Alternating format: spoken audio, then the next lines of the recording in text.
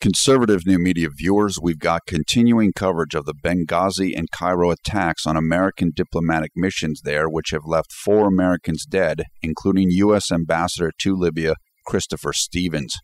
An analyst on MSNBC this morning reportedly compared the tragedy to the 1979 Iran hostage crisis situation.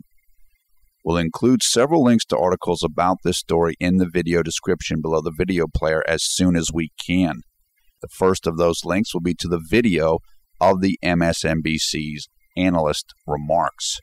Dr. Jeffrey Sachs, the director of the Earth Institute at Columbia University, reportedly told MSNBC this morning that yesterday's attacks on the American consulate in Benghazi, Libya, and the American embassy in Cairo, Egypt, were comparable to the events of the Iran hostage crisis in 1979 under President Jimmy Carter. The Washington Examiner-linked article says that Dr. Sachs said on the attacks, quote, "It looks like 1979, unquote. Sachs was referencing the Iran hostage crisis, which plagued the re-election hopes of Democratic incumbent President Jimmy Carter. In addition to the link to the Examiner piece, we will also link to the Wikipedia pages of Ambassador Christopher Stevens and Dr. Jeffrey Sachs, so you can learn more about those two men.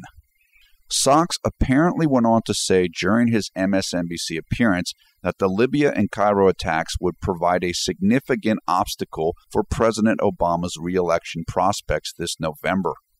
The election is approximately 2 months away. Finally, Sachs also said that given the circumstances in the Middle East, we are living in a quote-unquote frightening time. Conservative new media extends our deepest condolences to the families and friends of the victims of this tragedy.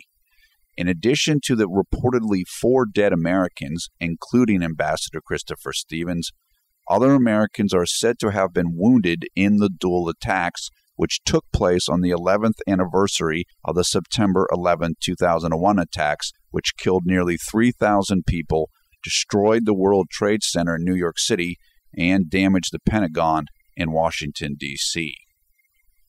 Republican presidential nominee Mitt Romney put out a scathing statement about the Obama administration's response to the Libya and Egypt attacks.